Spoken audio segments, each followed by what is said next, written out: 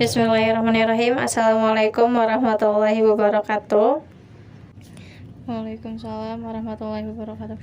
Innal hamdalillah nahmaduhu wa nasta'inuhu wa nastaghfiruh wa na'udzu billahi min syururi anfusina wa min sayyiati a'malina may yahdihillahu fala mudhillalah wa may yudhlil fala hadiyalah. Asyhadu an la ilaha illallah wa asyhadu anna Muhammadan abduhu wa rasuluh. Alladzi la nabiyya ba'da amma ba'du. Pertama-tama marilah kita panjatkan puji serta syukur kehadirat Ilahi Robbi yang mana telah memberikan kita kesehatan baik jasmani maupun rohani sehingga kita masih bisa berkumpul di acara yang insya Allah dirahmati Allah. Amin. Tak lupa salawat serta salam marilah kita curah limpahkan kepada junjungan kita yakni Nabi Muhammad SAW. Semoga sampai kepada para sahabat, tabi'in, itba'ut tabi'in, serta sampailah kepada kita selaku umatnya. Alhamdulillah di kesempatan kali ini saya masih diberikan kesempatan untuk bisa hadir di acara ini yang insya Allah dirahmati oleh Allah Subhanahu wa Ta'ala.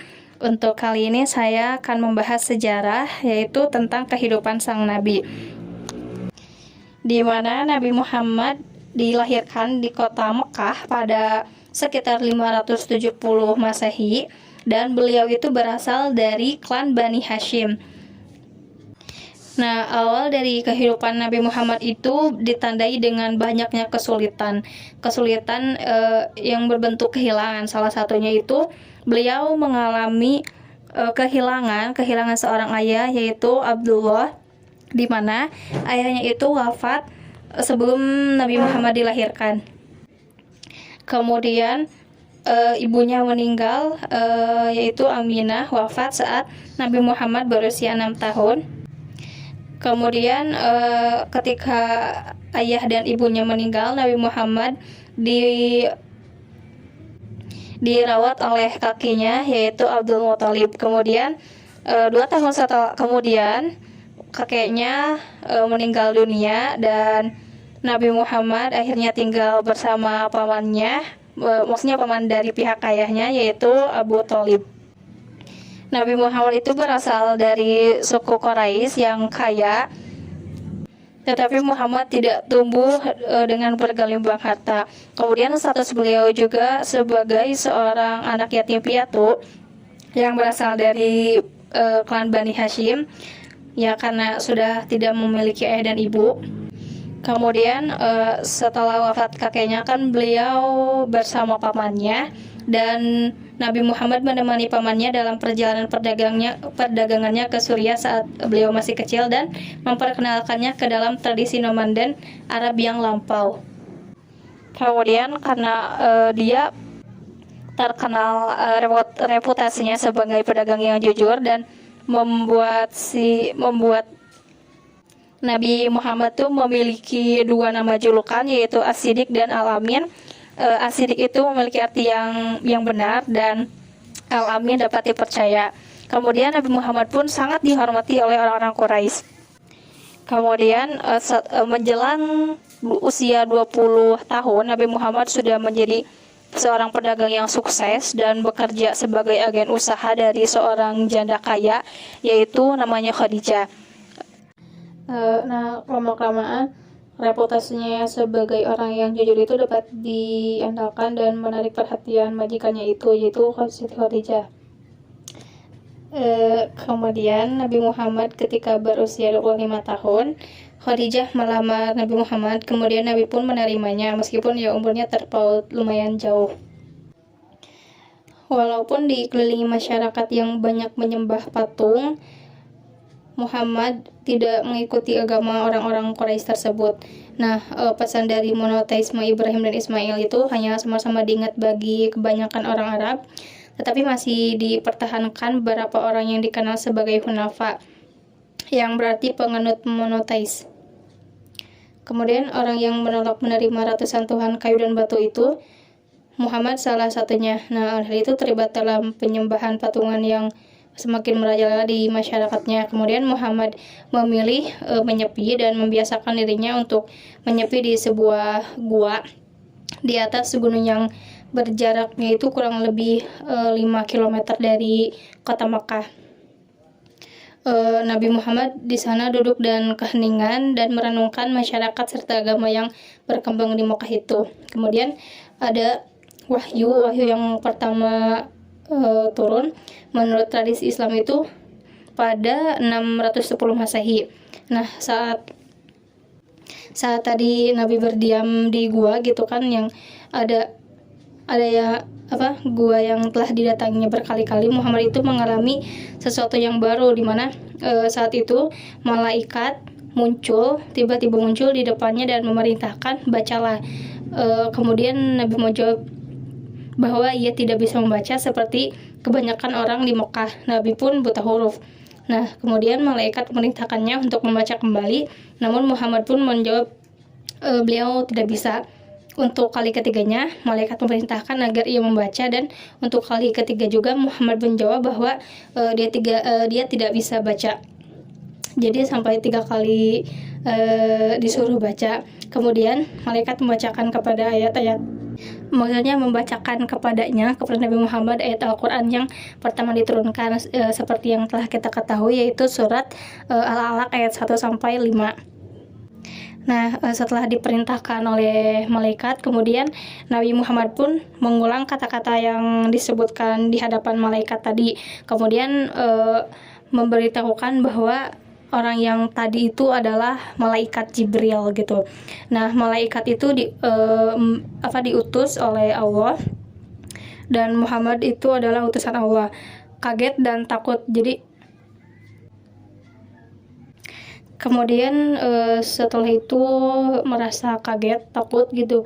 Kemudian setelah itu Muhammad bergegas untuk pergi pulang ke rumahnya karena dia tidak mengerti apa arti dari perjumpaan dengan malaikat tadi.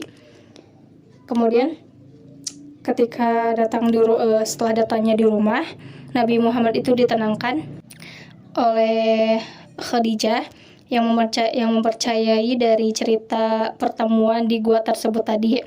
Kemudian Siti Khadijah kan bertanya kepada sepupunya yang biasa membaca kitab suci umat Yahudi dan Kristen.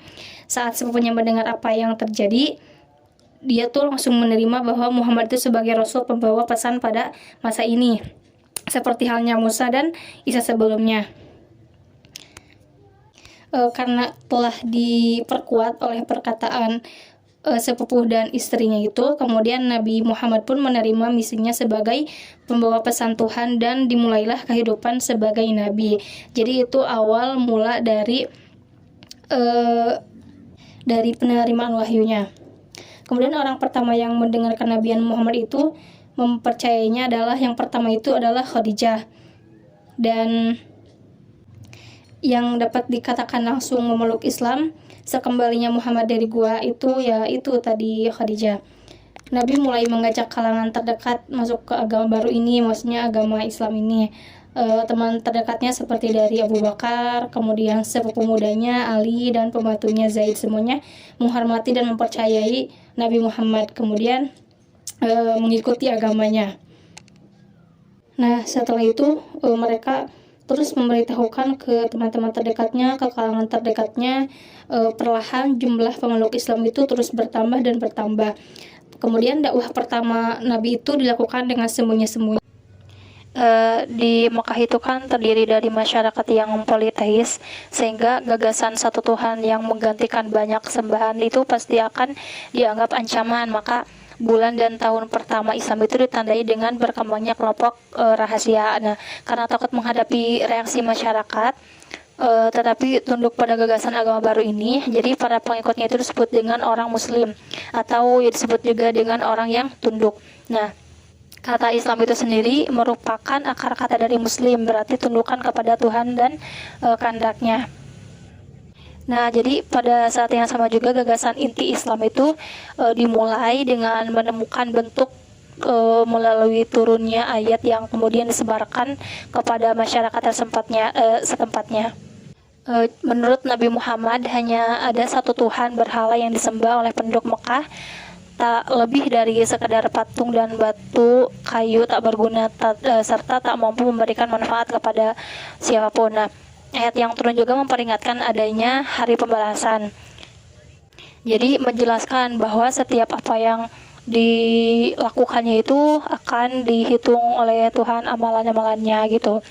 Ketika orang percaya kepada Tuhan untuk melakukan amal baik, akan masuk surga abadi dengan sebagai balasannya gitu. Kemudian orang yang ingkar akan dimasukkan ke neraka dan disiksa selama-lamanya. Tetapi Islam itu bukan hanya memikirkan teologi dan kehidupan setelah mati saja. Ada juga ayat yang turun untuk mencela penyakit sosial yang merebak di Mekah dengan meningkatnya kemakmuran dari jalur perdagangan, kemudian perbedaan kelas sosial. Seperti kebanyakan orang yang kaya itu memanfaatkan uangnya untuk mendanai lebih banyak kafilahnya dan bisa menghasilkan banyak uang. Selain itu kan orang miskin akan terus terpinggirkan, terlebih jika dia bukan anggota suatu klan yang kuat gitu. Kemudian Quran menyatakan ketidakpedulian kepada orang miskin akan merusak kemartabatan tatanan sosial yang adil dan mengakibatkan hukuman di akhirat nanti. Tapi semenjak awal sudah jelas bahwa Nabi Muhammad datang tidak hanya untuk mengubah kepercayaan religius, tetapi juga masyarakat itu sendiri. Kemudian tentang orang Quraisy, ya, bagi orang Quraisy ini tuh suatu bisnis itu bisa sangat menguntungkan, seperti perdagangan gitu kan. Perdagangan itu produk sampingan alami dari ritual ziarah gitu, karena ada begitu banyak orang dari segala penjuru satu tempat pada saat bersamaan. Pasar berkembang sehingga Makkah menjadi pusat kehidupan religius, ekonomi dan politik di Arab. Jadi berkembang gitu ya ekonominya. Kemudian dari situ kan orang-orang Quraisy bisa mendapatkan keuntungan yang lebih besar gitu. Tetapi saat itu Nabi Muhammad membawa pesan, jadi pesan yang dibawa Nabi Muhammad itu menolak pentingnya berhala dan menekankan keesaan Tuhan. Tanpa berhala takkan ada ziarah, tanpa ziarah takkan ada bisnis. Jadi kalau menurut orang Quraisy itu kan, kalau misalkan berhala dilarang gitu, sedangkan dari penziarah itu kan bisa menghasilkan istilahnya perekonomian begitu kan. Kalau misalkan ditiadakan itu, jadi ya takkan ada bisnis, takkan ada uang gitu, takkan ada perekonomian yang menguntungkan gitu.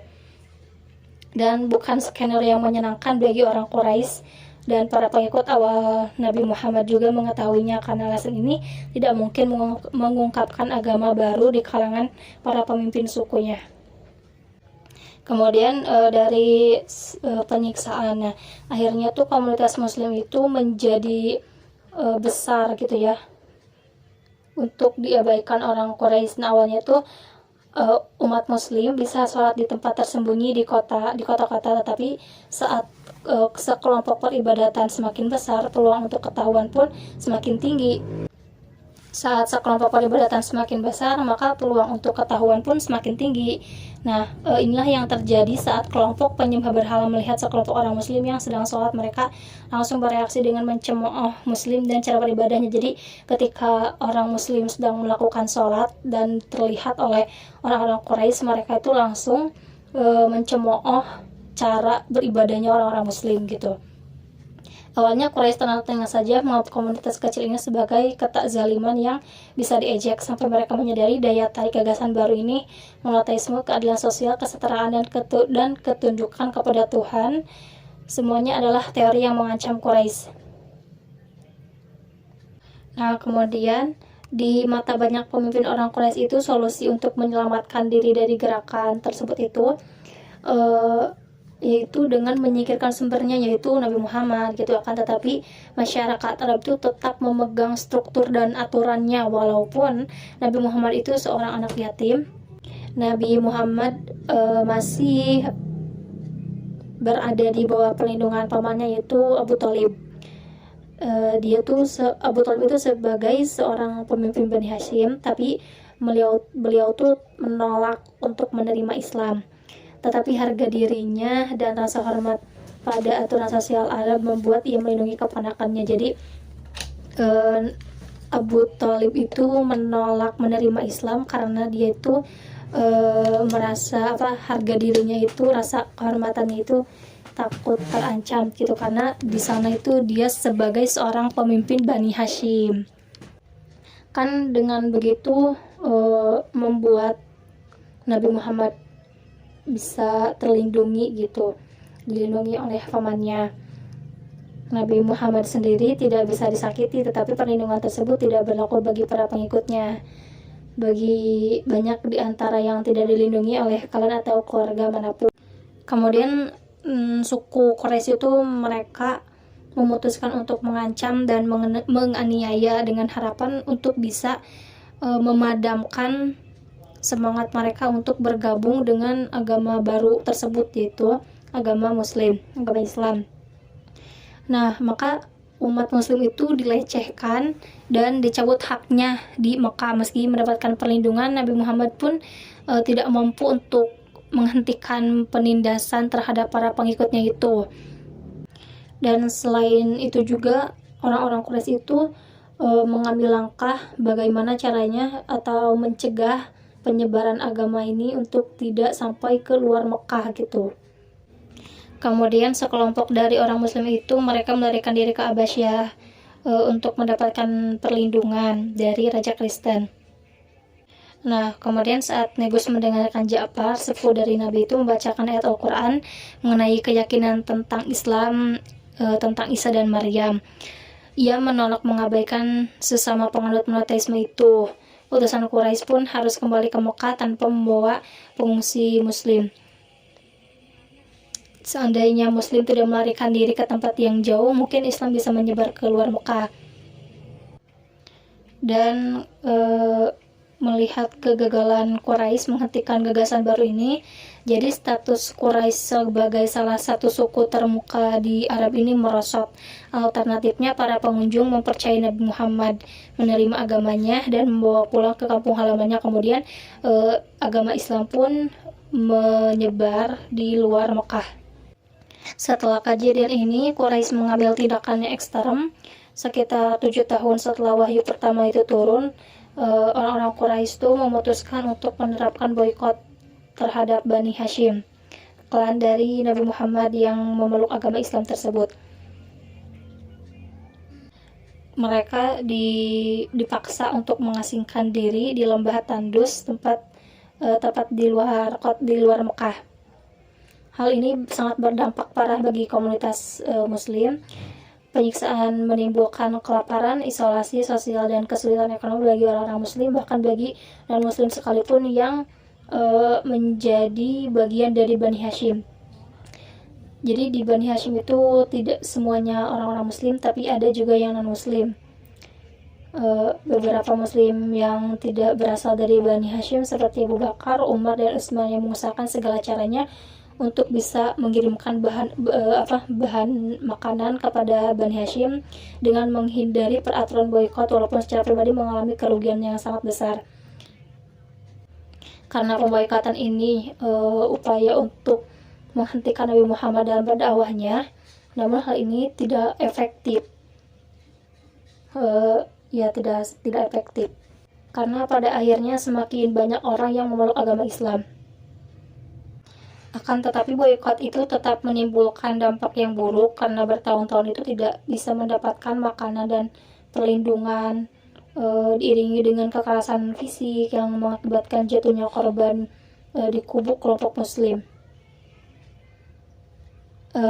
Dan hal ini tuh turut mempengaruhi wafatnya istri Nabi, yaitu Khadijah, pada 619 Masehi. Dan pengikut pertamanya yaitu pengikut pertama yang telah melindungi Nabi melalui kesengsaraan di tangan Quraisy.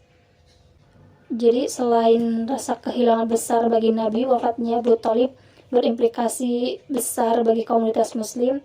Tanpa pemimpin yang kuat, hanya sedikit yang mampu melindungi Nabi Muhammad dan anggota komunitas Muslim lainnya. Nah, akhirnya Nabi Muhammad pergi dan mencari tempat atau kota yang bisa menerima dan memberikan kebebasan untuk berdakwah. pilihannya itu jatuh ke Taif. Kenapa memilih Taif ya? Karena ada 3 pemimpin atau ada 3 saudara di sana yang akan menolong. Tapi setelah sampainya di sana malah sebaliknya, Nabi malah ditolak. Dan yang paling menyedihkan, saat berjalan keluar dari kota dan kembali ke Mekah itu, sekelompok orang Taif itu mereka berkumpul dan menghina dan melempari dengan batu sampai Nabi sampai berdarah dan akhirnya bisa meninggalkan kota itu. Setelah kehilangan dukungan dari keluarga, kemudian ditolak dari suku tetangga, Nabi melihat pengikutnya itu dianiaya karena keimanan mereka. Kemudian Nabi pun menyadari perlunya perubahan radikal agar Islam itu dapat tetap bertahan. Kemudian setelah dari situ tuh kan karena memang reputasi Nabi itu terkenal sebagai orang yang bisa dipercaya dan bisa diandalkan. Kemudian itu terkenal di kota Yasrib, dan pada 6200-an beberapa orang yang terhormat dari Yasrib pergi ke Mekah untuk menawarkan imigrasi ke Yasrib, yaitu untuk menjadi pemimpin dan penengah dalam perselisihan mereka. Jadi setelah ditolak ke Taif, kemudian Nabi ditawarkan untuk di Yasrib, karena di Yasrib terkenal Nabi itu sudah tersohor dengan kepercayaannya dan dapat diandalkan gitu. Kemudian Nabi menerima tawaran itu dan mendorong pengikutnya untuk melakukan perjalanan ke Yasrib. Kemudian di Yasrib bernama Al-Madinah Al-Munawwarah, yaitu kota yang bersinar, secara resmi dikenal sebagai Madinah. Dan Nabi Muhammad mendapatkan keamanan dan kebebasan menyebarkan agama Islam jauh dari penindasan orang-orang Quraisy. Madinah, kepindahan Nabi dari Mekah disebut hijrah, berarti imigrasi, menjadi titik balik sejarah Islam awal dan sekarang digunakan sebagai permulaan kalender Islam. Kemudian kehidupan di Madinah tetap menantang. Yang paling utama itu soal perpaduan baru antara imigran dari Mekah atau biasa disebut dengan muhajirin dan penduduk asli dari Madinah atau biasa disebut dengan kaum Ansor. Kemudian tata politik dan sosial baru Nabi Muhammad di Madinah itu dikodifikasi dalam naskah atau disebut dengan Piagam Madinah. Piagam ini memerinci bahwa otoritas Nabi Muhammad, Madinah akan menjadi negara berdasar hukum Islam, umat akan menjadi satu unit politik. Lebih jauh, Nabi Muhammad berperan sebagai penengah utama. Kemudian ada entitas politik baru. Nabi pun di Madinah menjadi model negara Islam selama berabad-abad dalam pemerintahan Muslim, terutama yang berhubungan dengan perlakuan terhadap minoritas non-Muslim. Kemudian adapun ayat Al-Quran dan surat yang diwahyukan kepada Nabi Muhammad di Madinah itu cenderung lebih panjang dibandingkan dengan yang di Mekah. Wahyu tersebut memperinci berbagai hal seperti bentuk peribadatan, warisan, perpajakan, hubungan antar muslim dan non-muslim, dan lain sebagainya. Kemudian dari peperangan, hijrahnya Nabi ke Madinah tidak berhenti selesai konflik dengan Quraisy. Kaum muhajirin masih merasa kepedihan atas perlakuan saudara sesukunya, dan kaum Ansor yang berani menghukum siapapun yang menindas saudara baru di Islam. Namun namun Nabi belum mengizinkan untuk berperang, tetapi tidak lama dalam keadaan itu berubah. Pada masa Nabi pun wahyu Allah turun yang menyatakan bahwa diizinkannya untuk perang dalam Quran surat Al-Hajj ayat 39 sampai 40. Untuk hal ini Allah menurunkan wahyu ini menandakan bahwa perang telah diizinkan, bahkan diwajibkan bagi orang-orang muslim saat orang-orang muslim itu ditindas. Nah, kemudian pada 624 Masehi, mengerahkan pada pasukan 3.000 orang untuk mencegah orang-orang Quraisy dalam melintas ke Madinah. Namun orang-orang Quraisy jauh lebih besar kekuatannya atau pasukannya. Dalam perang Badar, meski kalah, namun umat Muslim mampu memukul mundur dari pasukan Mekah dan menahan banyaknya tawanan. Saat ini menurunkan wibawanya Quraisy. Kemudian orang-orang Quraisy tidak terima dan dalam perang Uhud tidak berhasil dalam meruntuhkan Islam seperti yang diharapkan orang-orang Quraisy. Kemudian saat berakhirnya dari kenabian, saat Nabi Muhammad berusia sekitar 60 tahun, ya sudah terbilang sangat tua ya berdasarkan ukuran saat itu. Pada awal 632 Masehi, Nabi menempuh perjalanan haji yang terakhirnya. Nabi berkhutbah di depan ribuan pengikutnya yang semua mengenakan pakaian ihram, apapun status mereka, yang mengingatkan kepada mereka tentang kesamaan derajat manusia. Dan setelahnya dari perjalanan haji, Nabi Muhammad itu kembali lagi ke Madinah, tempat diletakkannya dasar penyebaran agama Islam selanjutnya. Dan menurut keyakinan Islam, Nabi Muhammad itu sangat berperan sebagai utusan Tuhan yang menyampaikan kata-kata Tuhan dalam Al-Quran dan bertindak sebagai teladan bagi kaum muslimin. Kemudian Nabi Muhammad jatuh sakit pada awal musim panas, yaitu 632 Masehi.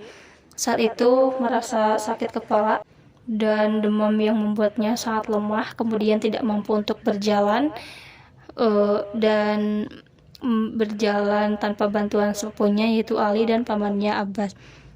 Tak mampu mengimami sholat di masjid. Kemudian Nabi Muhammad menunjuk sahabat dekatnya yaitu Abu Bakar untuk menggantikannya sebagai imam. Kemudian Nabi Muhammad itu menghabiskan hari-hari terakhir di rumah istrinya yaitu Aisyah, putri dari Abu Bakar. Ia bisa mengamati umat mengikuti perintahnya untuk sholat walaupun Nabi Muhammad tidak hadir langsung. Tak diragukan lagi, inilah saat emosional bagi pengikutnya yang telah bersama Nabi melalui hari-hari sulitnya di Mekah. Perang kejam yang melawan orang-orang Quraisy itu sangat menegakkan kekuasaannya dan kemenangannya tanpa pertumpahan darah saat menaklukkan Mekah. Saat hari-hari terakhirnya Nabi dihabiskan di rumah dengan di kepala pangkuan Aisyah, dan anggota keluarga serta teman dekatnya itu menengok, berharap bisa melihat tanda-tanda kepulihan dan intinya berharap untuk segera pulih dan sehat kembali. Tetapi satu aspek sentral Islam monoteisme, Nabi mengajarkan bahwa Tuhan yang kekal semua makhluk, entah binatang. Maaf sebelumnya mati mic-nya, jadi tidak dilanjutkan dengan mic. Jadi selain makhluk, selain binatang, manusia bahkan malaikat sekalipun akan mengalami kematian, dan itu menurut keyakinan umat Islam. Maka saat mempersiapkan diri atas wafatnya, mereka menyadari Islam akan terus berlanjut sepeninggalnya. Nabi Muhammad memiliki ikatan emosional sangat dalam dengan sosok yang telah mengeluarkan mereka dari era politeisme, pra-Islam, dan perang suku tanpa mampu membayangkan hidup tanpa adanya Nabi. Jadi mereka tidak bisa membayangkan bagaimana jika hidup ini tanpa adanya Nabi. Kemudian tepatnya pada 8 Juni 632 dengan kepala Nabi di pangkuan Aisyah dan para sahabat berkumpul di masjid sambil berharap mendengar junjungannya pulih kembali. Era pertama sejarah Islam ini merentang dalam 23 tahun masa kenabian, ditutup saat Nabi Muhammad menghembuskan nafas terakhirnya. Begitu sekiranya yang bisa saya sampaikan. Mohon maaf jika banyak kurangnya. Ditutup saja dengan doa Rabbana atina fid dunya hasanah wa fil akhirati hasanah wa qina adzabannar. Wassalamualaikum warahmatullahi wabarakatuh.